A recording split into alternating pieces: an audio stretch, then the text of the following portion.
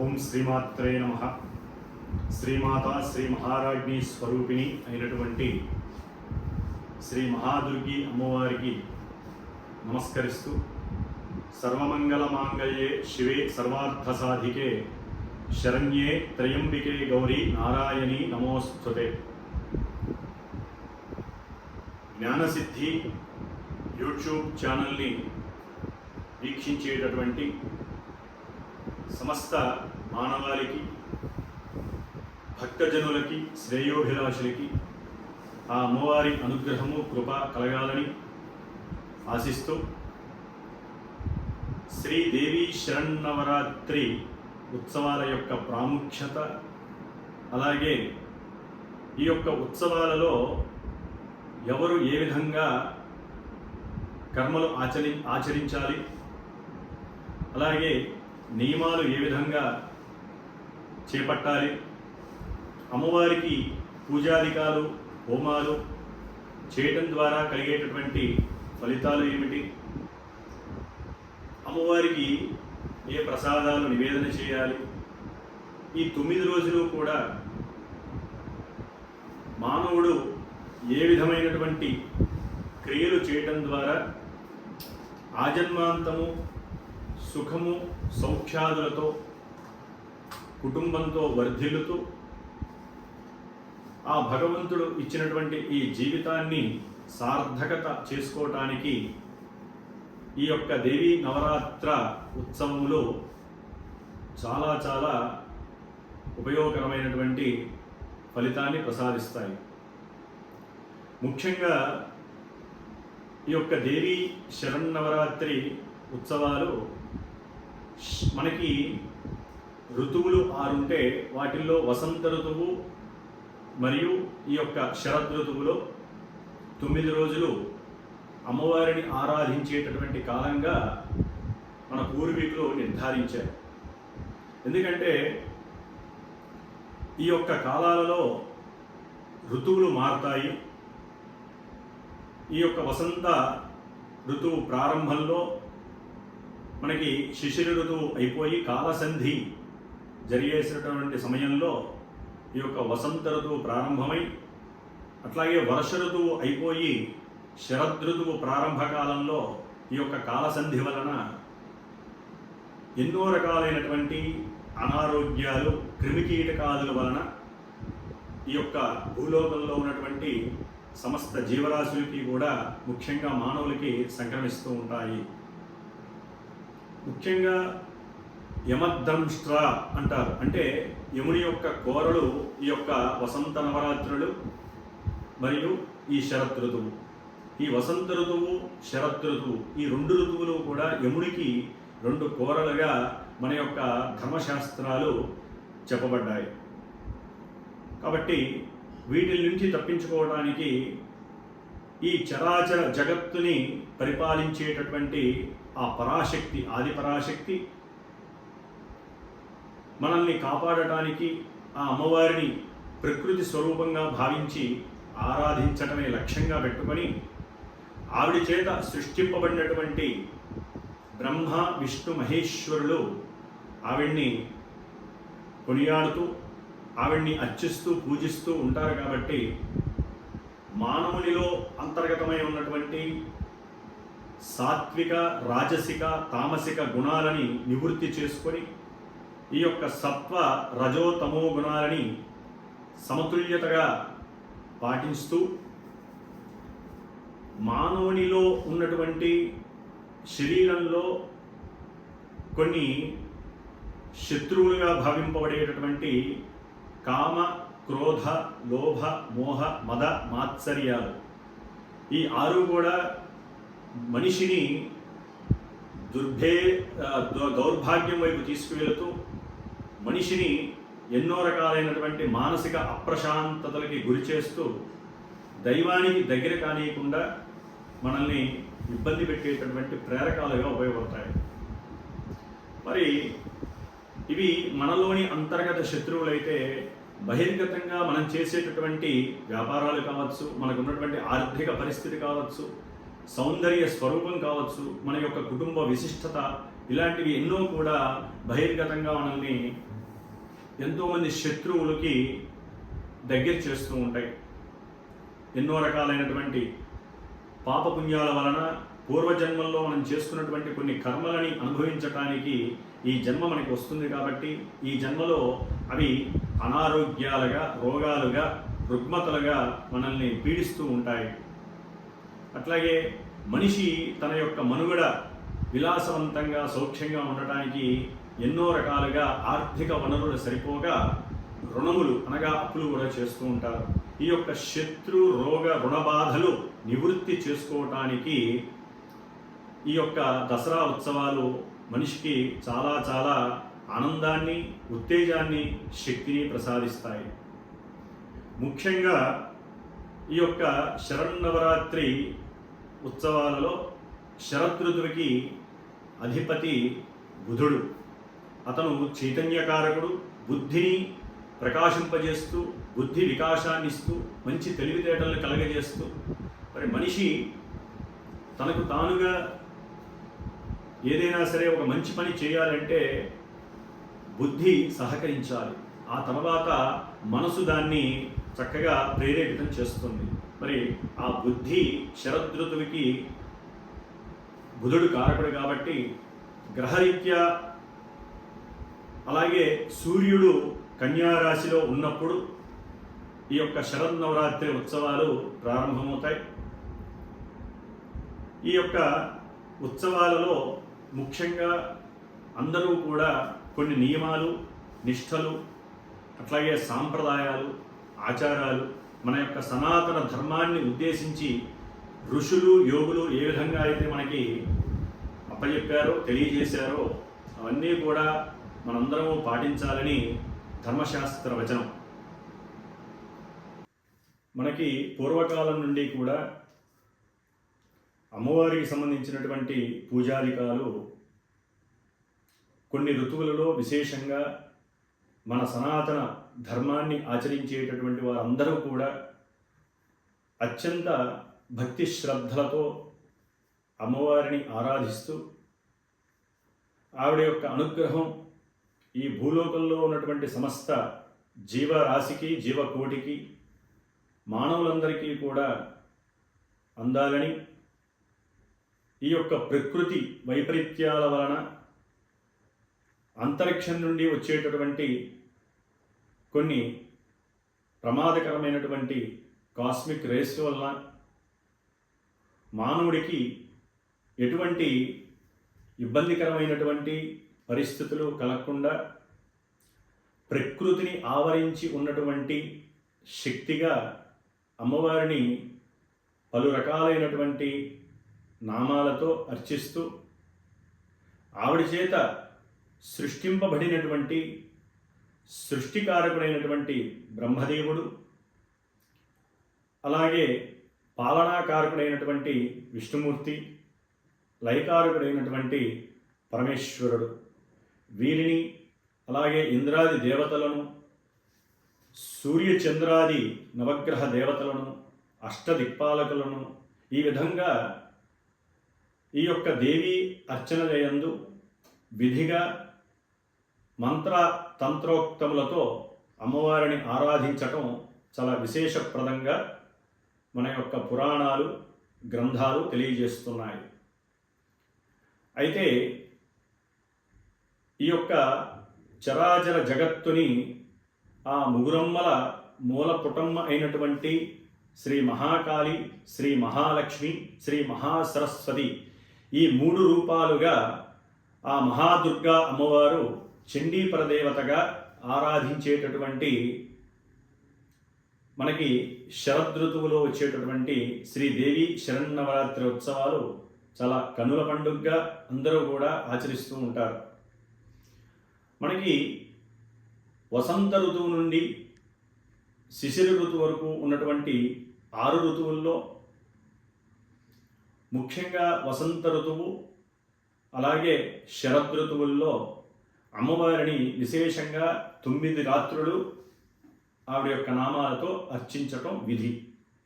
ఎందుకని ఈ 2 విశేషమైనటువంటి ఋతువుల్లో అమ్మవారిని ఆరాధిస్తారు అంటే మనకి ఈ 2 ఋతువుల్లో యముని యొక్క దంష్ట్రలు అనగా 2 కోరలు మనుషుల్ని, మానవలోకాన్ని, అట్లాగే భూలోకంలో ప్రతి జీవరాశిని, ఎన్నో ప్రకృతి వైపరీత్యాల్ని కలుగజేసేటటువంటి కాలంగా అభివర్ణిస్తూ ఉంటారు. ఎందుకంటే ఇవి సంధి కాలాలు కాబట్టి. ఒక ఋతువు నుంచి ఇంకొక ఋతువుకు మారేటటువంటి దాన్ని ఋతుసంధి అంటారు. ఇది ఈ యొక్క వసంత ఋతువు, శరదృతువు చాలా విశేషమైనవిగా భావిస్తూ ఈ 2 ఋతువులలో అమ్మవారిని 9 రాత్రులు ఆరాధిస్తడం విశేషప్రదం. అట్లాగే ఈ వసంత నవరాత్రుల్లో శ్రీరామనవమి సందర్భంగా రాముల వారిని కూడా అర్చించడం అనేటటువంటిది విధిగా చేస్తూ ఉంటారు. అయితే మానవులంతా కూడా ముఖ్యంగా సనాతన ధర్మాన్ని ఆచరించేటటువంటి ప్రతి మానవుడు తమ ఇంట ఈ యొక్క విశేషమైనటువంటి రోజుల్లో 9 నవరాత్రుల్ని అంటే 9 రాత్రులని కూడా ఎన్నో ఉపవాస దీక్షలతో నియమనిష్టలతో సనాతనమైనటువంటి ధర్మాలని ఆచరించి అమ్మవారిని ఆరాధించటం అనేటటువంటిది జరుగుతూ వస్తున్నది. మరి దీనికి సంబంధించినటువంటి విశేషాలు, నియమనిష్టలు ఏమిటో మనందరం తెలుసుకుందాం.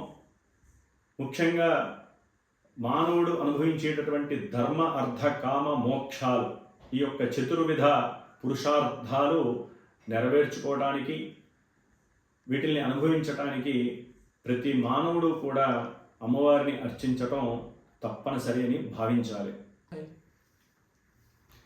శ్రీదేవి శరన్నవరాత్రి ఉత్సవాలలో ప్రతి ఒక్కరూ ప్రాతకాలంలో బ్రాహ్మీ ముహూర్తంలో నిద్రలేచి శిరస్నానము చేసి, కుదరనటువంటి వారు కంఠస్నానము చేయాలి. ఆ తదుపరి అమ్మవారికి ప్రీతికరమైనటువంటి మంగళ వాయిద్యాలు, అట్లాగే అమ్మవారికి సంబంధించినటువంటి సుప్రభాతాలు మనకి ప్రసార మాధ్యమాల ద్వారా కానీ, లేదా ఎవరికైనా సరే వచ్చి ఉంటే వారైనా సరే ఈ యొక్క సుప్రభాత సేవలు చేసుకోవచ్చు. అట్లాగే మొదటి రోజు అమ్మవారికి చాలామంది కలశ స్థాపన చేసేటటువంటి విధి వారి యొక్క ఆచారంగా స్వీకరిస్తూ ఉంటారు. దేవాలయాలలో తప్పనిసరిగా సర్వతోభద్ర మండపాన్ని వేసి ఎంతోమంది దేవతలని, వాస్తు పురుషుణ్ణి ఆవాహన చేసి యంత్రాలు అట్లాగే కలశ ప్రతిష్టాపనలు తప్పకుండా చేస్తూ ఉంటారు.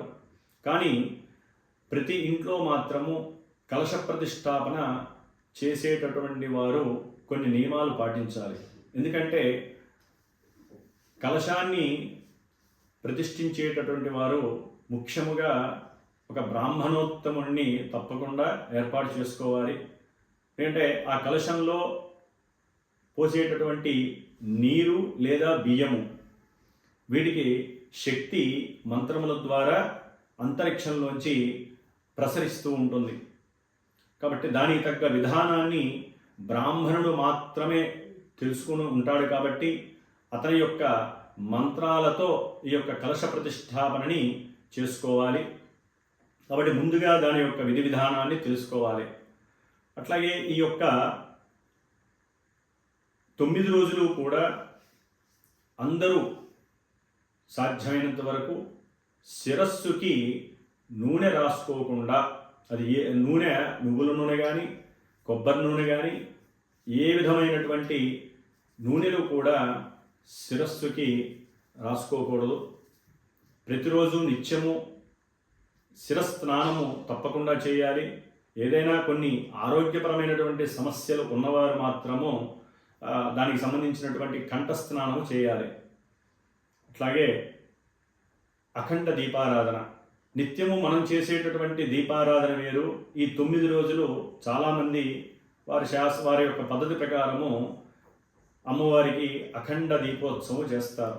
అనగా ఎర్రటి మూకుళ్ళు 2 తీసుకొని కింద బియ్యము లేదా ఒడ్లు ఇవి ఒక విస్తరాకులో లేదా ఒక రాగి ప్లేట్లో పోసి దాని నిండా నువ్వుల నూనె లేదా ఆవు నెయ్యి, ఈ రెండిట్లో ఏదైనా చేయొచ్చు.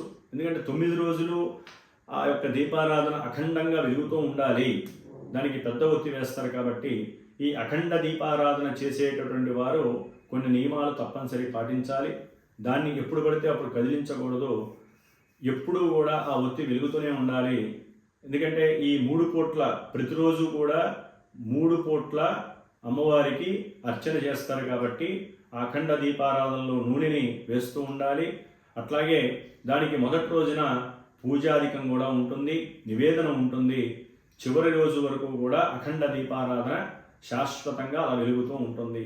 అది కుదరనటువంటి వారు ఎప్పుడు పూజ చేస్తే అప్పుడు వారు మామూలు దీపారాధన 3 ఒత్తులు చొప్పున వేసి, ఒక దీపారాధన రెండో దీపారాధనలో 2 ఒత్తులు వెలిగేటట్టుగా మామూలు సామాన్య దీపారాధన ఆచరించాలి. అట్లాగే ప్రతి ఒక్కరూ కూడా ఈ యొక్క 9 రోజులు కాస్త ఉపవాస దీక్షలు చేయటం ద్వారా ఆరోగ్యానికి మంచిది. మనం చేసేటటువంటి పూజ వలన సత్ఫలితాలు మన కుటుంబానికి కలుగుతాయి, లోకానికి క్షేమకరం.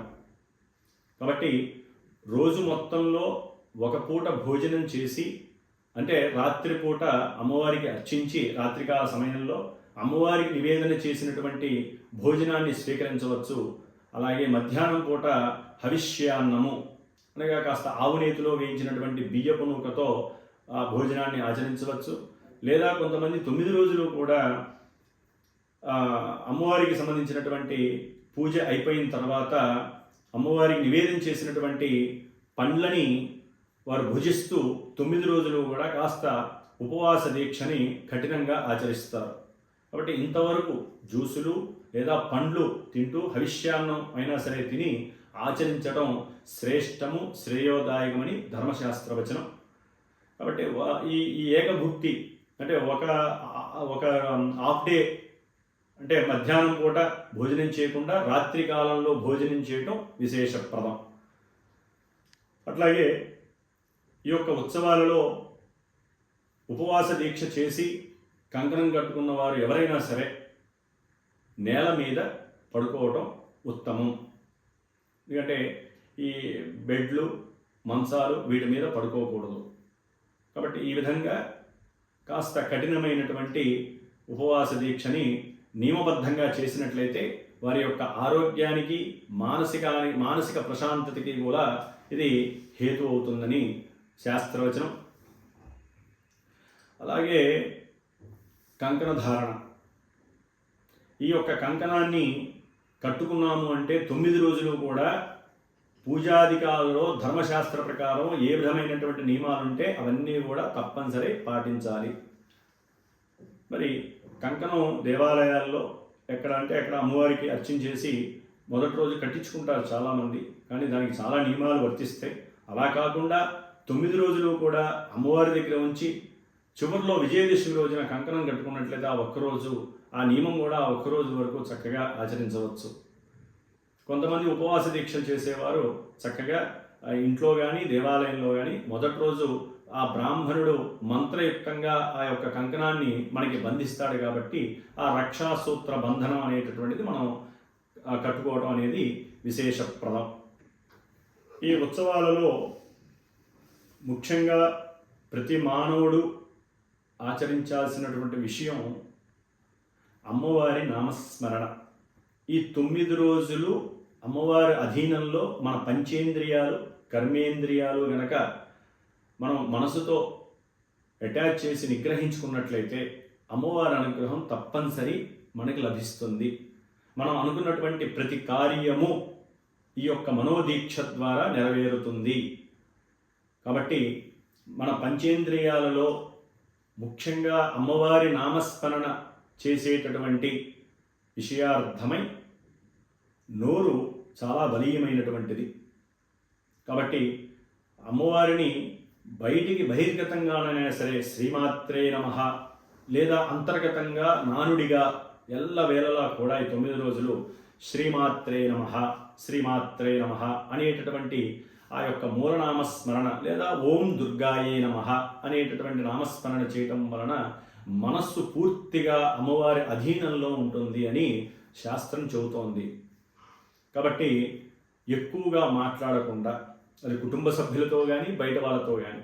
ఎందుకంటే మనం ఆచరించేటటువంటి పూజా ధర్మం వేరుంటుంది, అవతల వాళ్ళు మాట్లాడేటటువంటి పరిస్థితిని బట్టి మనకి లోపల హరిషడ్వర్గాల్లో వచ్చేటటువంటి పెనుమార్పుల వలన కోపము, ఆవేశము, ఆగ్రహము ఇవన్నీ కూడా నోటి ద్వారా ప్రస్ఫుటమై అవతల వ్యక్తిని బాధించి, అవతల వ్యక్తి ద్వారా మనకి శ్రవణం ద్వారా బుద్ధి నశించి జ్ఞానం లోపించి మనసుకు బాధ కలిగి శరీరం దుర్బలత్వం చెందుతుంది.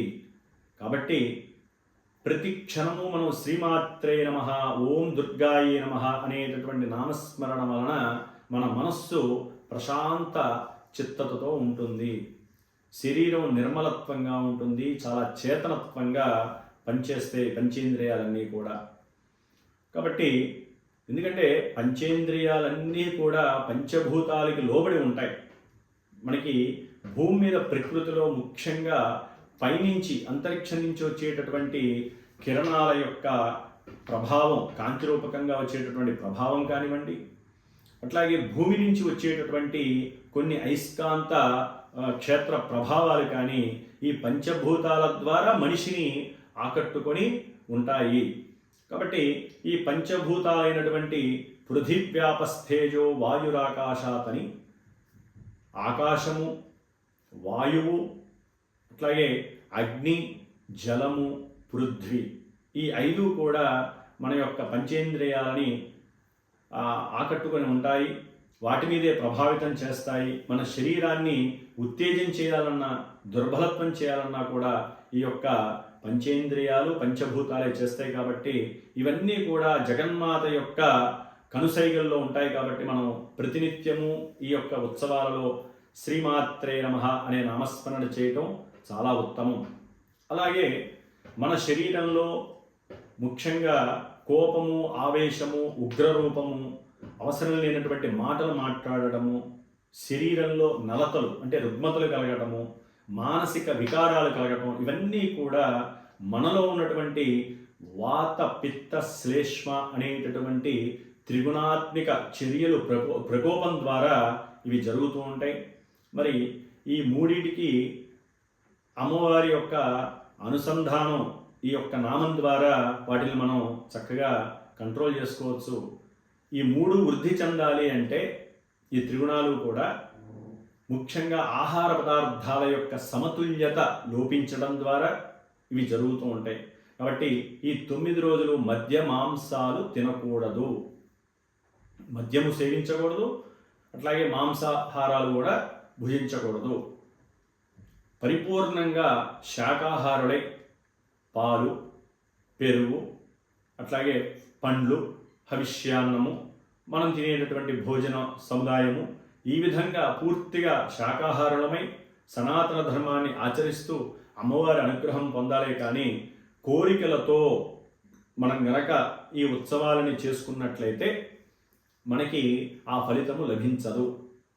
కోరిక వేరు, మనం మానసికంగా కార్యము వేరు. మనస్సులో మనకి ఎన్నో రోజుల నుంచి, ఎన్నో సంవత్సరాల నుండి కూడా కానటువంటి పనులు అవ్వాలి అని అమ్మని దేహి అని అడగాలి. అట్లాగే అనారోగ్య సమస్యలు, మానసిక వికారాలు ఉన్నవాళ్ళు కూడా అమ్మవారిని ప్రార్థన చేస్తూ తన యొక్క నామాలతో 9 రోజులు కూడా ఒక్కొక్క అలంకరణ అమ్మవారికి చేస్తూ ఉంటారు. కాబట్టి అవి కూడా తెలుసుకుందాం. ఆ అలంకరణలకు సంబంధించినటువంటి అష్టోత్తరాలను చేసుకుంటూ అన్నిటికీ ముఖ్యంగా శ్రీమాత్రే నమః అనే నామస్మరణ చేస్తూ ఉంటే ఆ బీజాక్షరాలు మన యొక్క లోపల ఉన్నటువంటి షట్చక్రాలని కూడా ప్రభావితం చేస్తాయి.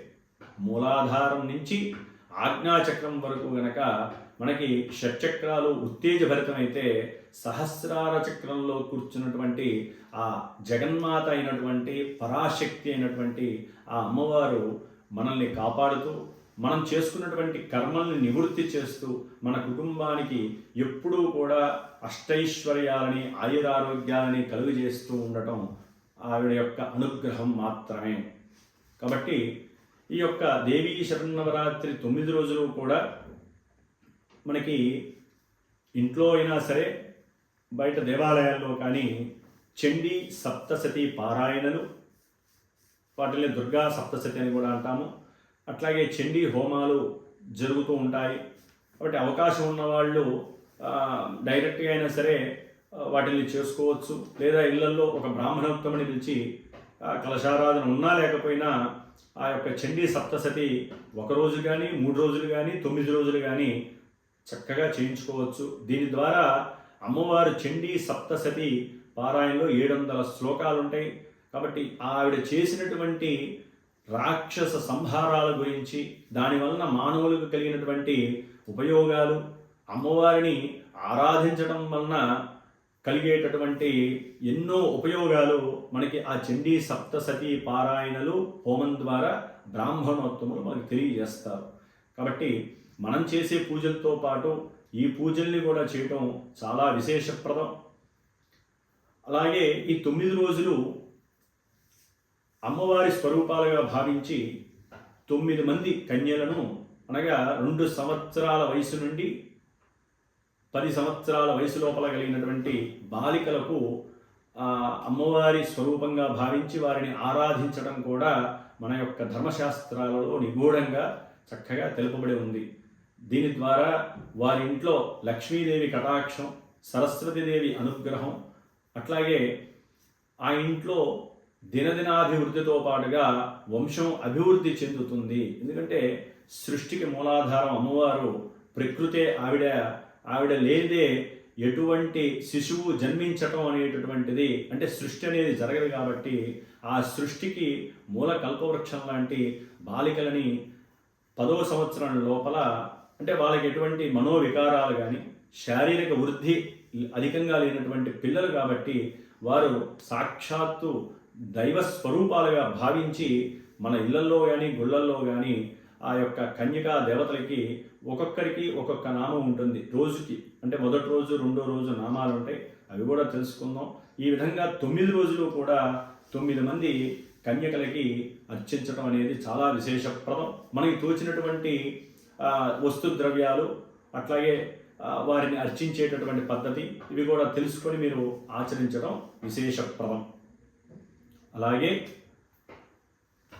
9 రోజుల్లో ఒక్కరోజైనా సరే ఒక 5 ముత్తైదువులని, లేదా 9 మంది ముత్తైదువుల్ని, అంటే దీర్ఘ సుమంగళి యోగం ఉన్నటువంటి వారిని ఇంటికి పిలుచుకొని వారికి కాళ్ళకి పసుపు రాసి కంఠానికి గంధం పూసి మీకున్నంతలో యథాశక్త్యర్థం వస్త్రం, పూలు, అట్లాగే గాజులు, పసుపు, కుంకుమ అమ్మవారి స్వరూపంగా భావించి శ్రీమాత్రే నమః అనుకుంటూ వారికి ఈ వస్త్రాన్ని అందించడం ద్వారా సాక్షాత్తు దేవతలు, దేవి అమ్మవారే మీ ఇంటికి వచ్చినట్లుగా భావిస్తే తప్పనిసరి అమ్మవారు మీ ఇంట్లో ఎల్లవేళలా ఉండి వారి ద్వారా ఆశీర్వచనం మీకు దొరుకుతుంది.